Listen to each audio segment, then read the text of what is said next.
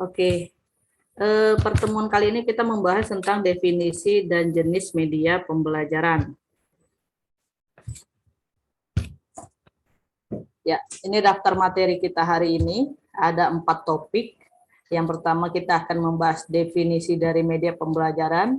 Jadi saya nanti langsung pilih aja atau langsung ungkapkan menurut saya. Nah, nanti sembari di web e-learning nanti saya kasih materi juga tambahan untuk kalian baca ya. Dan materi kedua kita akan bahas tentang kedudukan media dalam perencanaan pembelajaran. Materi ketiga kita membahas tentang jenis-jenis media pembelajaran.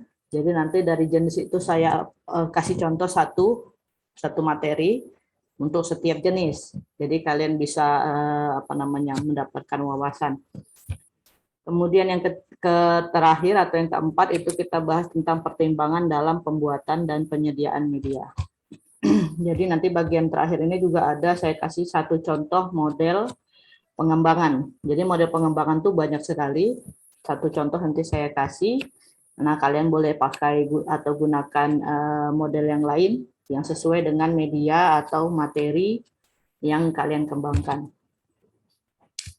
Oke, kita masuk pembahasan pertama yaitu definisi media pembelajaran. Nah, media pembelajaran itu kita pisah katanya. Yang pertama kita ambil dari media dulu. Media kalau diambil dari bahasa Inggris itu medium, artinya perantara atau pengantar. Jadi bisa dikatakan media itu adalah perantara atau pengantar untuk menyampaikan pesan. Untuk menyampaikan pesan ya, jadi bukan hanya perantara doang, tapi ada yang disampaikan, yaitu pesan atau informasi. Nah, kalau dikatakan perantara, ada pesan, berarti ada yang pengirim dan ada penerima. Jadi itu satu kesatuan. Di media itu medianya perantaranya. Jadi media itu perantaranya, tetapi yang diantarkan atau diperantarakan itu ada pesan di dalamnya. Jadi kalau cuma perantara tidak ada pesan itu bukan media, itu bendanya. Ya, contoh misal kalian menggunakan media visual. Contoh media visual kan ada buku. Nanti kita bahas lebih dalam. Nah, kalau hanya buku doang, tidak ada pesan yang di dalamnya, ya udah itu bukan media, tetapi itu benda berbentuk buku. Jadi kalau buku tersebut bisa dijadikan sebagai media kalau ada pesan yang disampaikan. Misal buku media pembelajaran, berarti isi dari buku itu membahas tentang media pembelajaran. Oke. Nah, dari situ berlanjut ke media pembelajaran. Jadi dari kata media itu kita bisa ambil arti dari media pembelajaran adalah segala sesuatu yang digunakan untuk menyampaikan materi pembelajaran. Jadi segala sesuatu yang digunakan untuk menyampaikan materi pembelajaran. Ya, itulah arti dari media pembelajaran. Kita masuk materi yang kedua yaitu kedudukan media dalam perencanaan pembelajaran. Nah, jadi di sini ada 5 tahapan atau kalau di PAUD namanya RPPH, Rencana Pelaksanaan Pembelajaran Harian. Kalau di SD, SMP, dan SMA namanya RPP, Rencana Pelaksanaan Pembelajaran. Kalau di kuliah namanya RPS, Rencana Pembelajaran Semester. Oke. Nah, jadi sebenarnya intinya ada 5 hal ini. Yang pertama harus tahu dulu pengumpulan data awal. Jadi kita harus tahu dulu kira-kira pembelajaran itu akan dilakukan pada siswa kelas berapa, tingkat berapa, kemudian semester berapa, itu masuk dalam data awal. Kemudian langkah kedua adalah penentuan kemampuan awal siswa. Jadi sebenarnya dalam menyusun RPP atau rencana pembelajaran, kalian harus tahu dulu. Misal, kalian ngajar di kelas 10 SMA. Nah, kalian harus tahu dulu di kelas 10 SMA itu apa aja karakteristiknya, apa aja kemampuan awalnya. Misal dia kemampuan awal ini kalian mau bahas drama. Drama itu kan ada 3 kelas itu. di SMP kelas 9, di SMA kelas 11, sama SMA kelas 12. Gitu ya. Nah, jadi itu sudah pasti kemampuan awal di setiap tahapan itu beda. Contoh di kelas 9 SMP, mungkin mereka kemampuan awalnya itu mengetahui teks dialog. Barulah masuk materinya yaitu pengenalan drama. Nah, tiba di kelas 11 SMA, kemampuan awalnya bukan lagi teks dialog, tapi kemampuan awalnya adalah unsur-unsur drama. Karena dia lebih kompleks materinya dari kelas 9 tadi. Nah, materi yang dibahas adalah praktek drama. Kemudian masuk di kelas 12-nya itu mengkritisi drama. Berarti kemampuan awalnya adalah mereka harus tahu dulu pelaksanaan drama. Barulah bisa membuat tujuan pembelajarannya atau materinya tentang kritisi drama. Jadi nomor 1 tadi tahu tingkat siswanya, tingkat sekolah. Nomor 2 tahu kemampuan awalnya, berarti kalian harus tahu kira-kira materi apa yang sinkron dengan materi yang mau dibahas. Yang ketiga adalah tujuan atau kompetensi, termasuklah di dalam tesnya. Jadi harus dari siswa tadi, contoh drama tadi harus tahu dulu materinya ya kan. Nah yang keempat adalah pemilihan metode dan media. Jadi pendekatan, model, metode itu berbarengan dengan media. Tambahan lagi di sini sumber. Jadi harus tahu juga sumbernya. Sumber itu bisa dia dalam bentuk bahan ajar dan sebagainya, itu udah saya kasih minggu lalu. Oke, kemudian yang terakhir jangan lupa implementasi dan evaluasi. Implementasi itulah kegiatannya. Jadi ada langkah-langkah pembelajaran tuh, kegiatan awal, kegiatan inti, kegiatan penutup, itu masuk dalam implementasi. Nah, evaluasi itu adalah penilaiannya. Sistemnya bagaimana, alat evaluasinya apa, penskorannya gimana, itu masuk dalam implementasi dan evaluasi. Jadi kedudukan media itu adanya di bagian yang keempat dan itu sinkron dengan metode, bahan, dan juga kegiatan. Sebenarnya sinkron sih ini semua, ya. Cuma kedudukannya itu tahapan nomor 4. Oke, kita masuk materi yang ketiga, ini adalah jenis-jenis media pembelajaran. Ya. Jadi ini kalau kalian ada yang ingin ditanyakan, catat dulu. Nanti gitu sesi tanya jawab, saya buka, boleh bertanya yang mana yang kurang dipahami. Oke, kita lanjut. Jenis-jenis media pembelajaran menurut Maisarah, ya, dari buku saya itu ada 5. Yang pertama realia, yang kedua visual, yang ketiga audio, yang keempat audiovisual, yang kelima multimedia. Nah, bedanya apa, Bu? Media realia itu media nyata. Jadi sebenarnya media realia atau kalian bisa bilang realita itu media nyata. Nah, terdiri dari 4 hal. Yang pertama lingkungan alam. Jadi kalau kalian bahas temanya itu tentang kalau di PAUD itu misalnya binatang, berarti diajaklah dia ke kebun binatang. Begitu. Nah, misal kalian di SMA nih, SMA temanya misal ekonomi, tentang perdagangan. Nah, bisa contoh media realia itu lingkungan sosial. Jadi ke pusat pembelanjaan, itu lingkungan sosial. Kalau lingkungan alam tadi berkaitan dengan alam, lingkungan sosial itu berkaitan dengan kegiatan kita sebagai makhluk hidup, baik itu berniaga, atau bisa juga misalnya kehidupan bermasyarakat, itu lingkungan sosial ya. Yang ketiga ada namanya herbarium atau laboratorium. Ya, tahulah laboratorium untuk lab. Jadi seperti ruangan khusus. Kemudian yang terakhir adalah benda nyata. Jadi misal kalian mau bahas tentang apel, apelnya dibawa. Jadi bukan siswanya yang diajak. Bedanya tadi kalau lingkungan alam, siswanya yang diajak ke tempat. Kalau benda nyatanya berarti bendanya yang dibawa ke ruangan. Beda ya, lingkungan alam atau lingkungan sosial, siswanya yang diajak ke lingkungan tersebut atau lingkungannya dibuat sedemikian rupa mengikuti lingkungan alam atau mengikuti lingkungan sosial. Sedangkan benda nyata itu bendanya yang dibawa ke dalam kelas. Jadi lingkungan kelasnya tidak diubah, bendanya yang dibawa. Kemudian yang kedua ada media visual. Media visual itu berkaitan dengan media yang menggunakan gambar atau teks ya. Media visual itu media yang menggunakan gambar atau teks. Menurut saya itu ada 4 macam. Yang pertama itu buku atau komik, ya, buku atau komik. Jadi buku-buku yang kalian baca, yang isinya teks semua, itu namanya media visual. Bukunya itu media visual atau komik. Kemudian yang kedua ada mind map. Jadi yang tugas kalian tentang sumber belajar itu sebenarnya kalian udah buat media mind map atau peta pikiran. Yang ketiga ada brosur atau leaflet. Itu biasa kayak kalian mau masuk universitas atau mau ikut les, bimbingan, itu ada brosur, ada informasi yang disampaikan dalam bentuk gambar dan juga teks. Kemudian yang terakhir itu ada namanya board. Board itu seperti papan tulis, kemudian ada mading, majalah dinding, ya.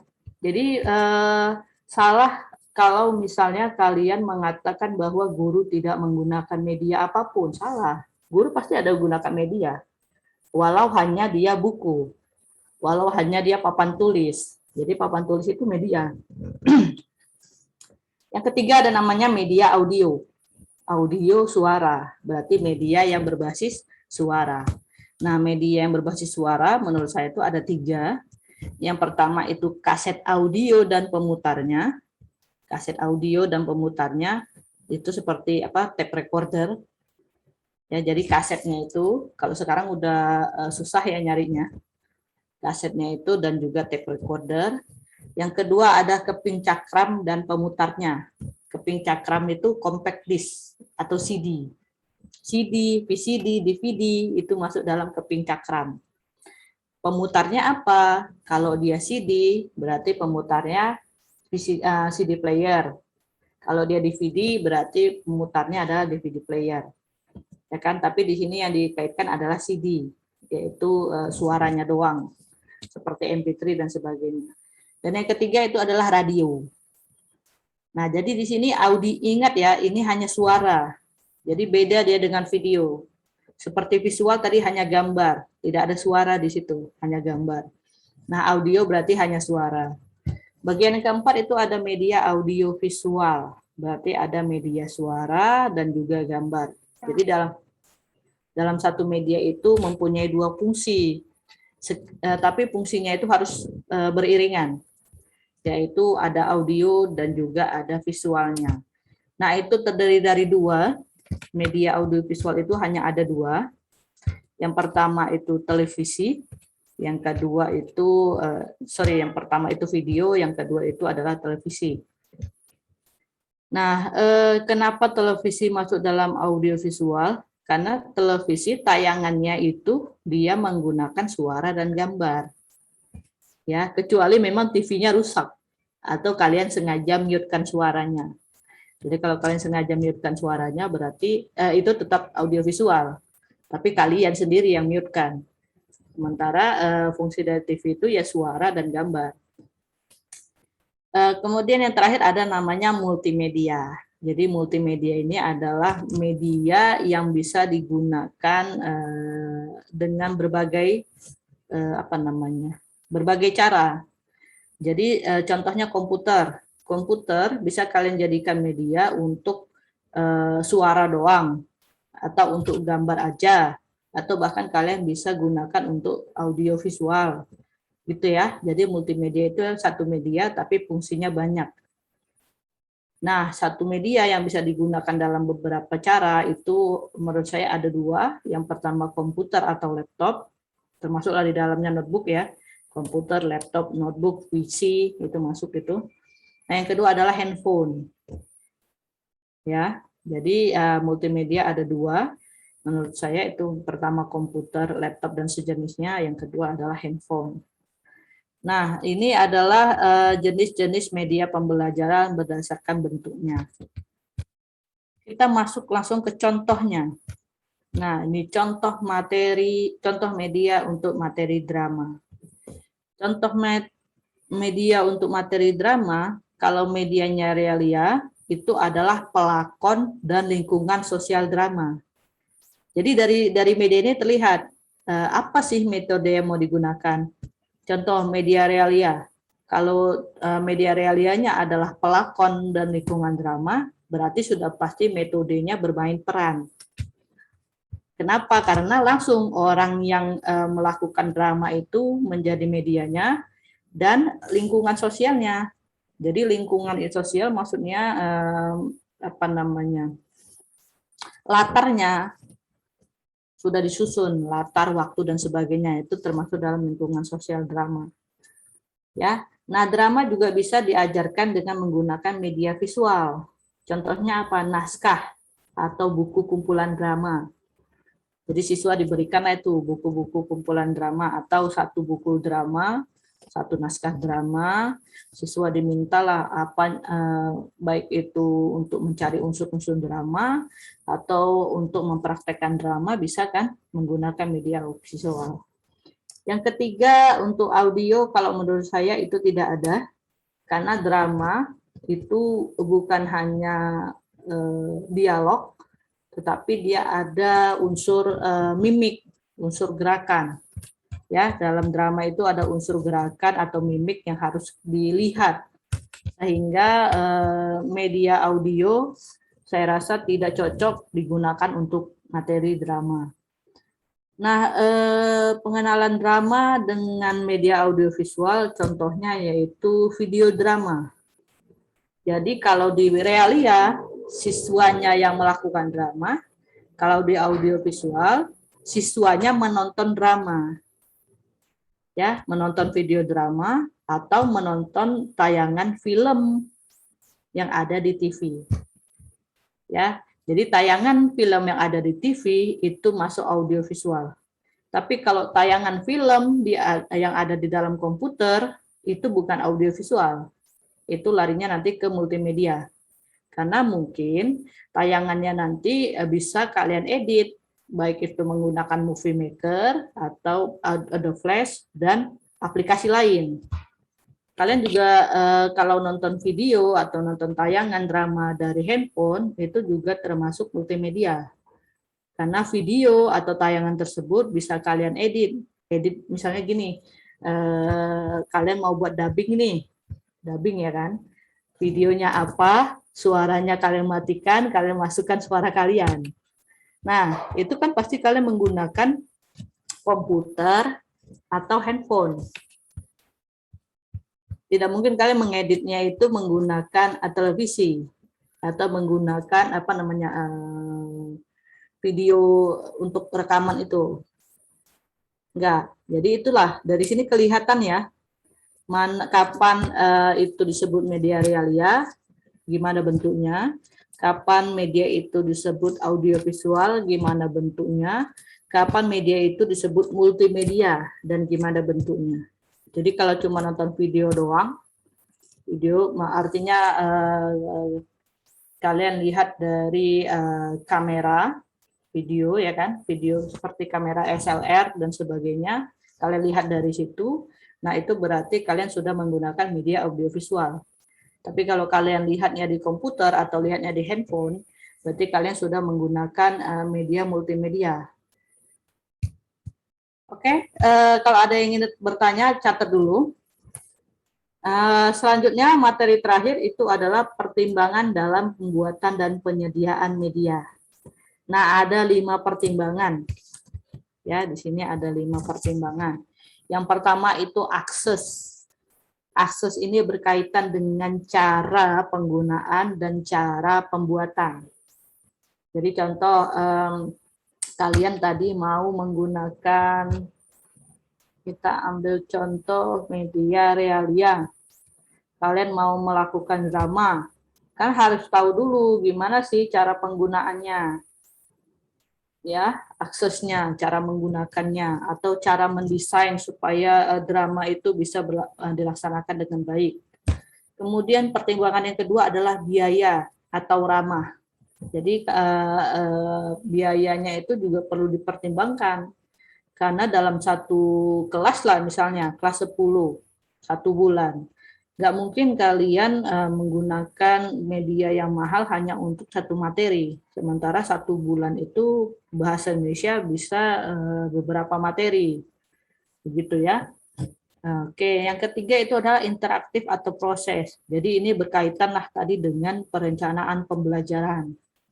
Yang keempat itu masalah organisasi. Jadi ini masalah yang terjadi terkait dengan media. Terkait dengan materi. Misalnya yang dibahas adalah drama. Kalian harus tahu dulu kira-kira masalah apa sih yang terjadi dalam mengajarkan drama. Barulah kalian bisa pertimbangkan apa media yang akan digunakan. Yang keempat itu ada kebaruan. Jadi kalau kalian mau membuat media, itu usahakan ada nilai plus, nilai tambah, nilai keunikan dari media kalian. Ya, jadi itu kebaruan. Dan yang terakhir adalah kecepatan. Kecepatan maksudnya lebih ke ketepatan juga ya. Jadi media itu kira-kira mempercepat proses pembelajaran atau malah memperlambat. Kalau media itu memperlambat, berarti dia tidak kalau dia benda itu memperlambat, berarti dia tidak bisa dijadikan sebagai media pembelajaran. Karena fungsi media pembelajaran itu adalah mempermudah penyampaian materi dan juga termasuk mempercepat durasi pembelajaran. Jadi kalau pembelajarannya cepat dilakukan prosesnya, tapi siswa paham, nah berarti guru punya waktu lebih untuk melakukan refleksi. Kira-kira apa sih materi yang belum sampai atau tujuan yang belum dicapai. Itulah gunanya dari penggunaan media. Nah ini masuk di dalam pertimbangan ya, pertimbangan dalam pembuatan media. Jadi dalam membuat media itu ada beberapa model. Ini saya ambil satu aja. Nanti untuk selebihnya akan dibahas pada pertemuan tentang pengembangan media. Nah, ini salah satu model pengembangan media itu ada namanya Asure. Asure. Jadi dia diambil dari 6 langkah, diambil dari awal huruf setiap langkah.